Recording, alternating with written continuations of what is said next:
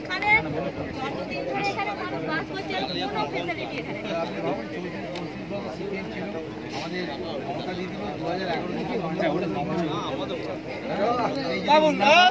কাজ করেছি বলি আমি আমি এখানে কাজ করছি বা করতে চাই, মোদীজি এখান থেকে যাতে হয় সেটা করছি। আমার একটা এই বই দেন না, বই দেন একটা বই রাখুন।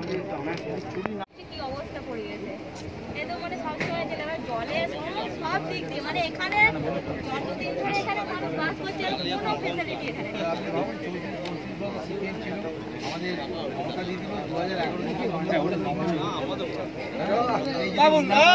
কাজ করেছি বলি আমি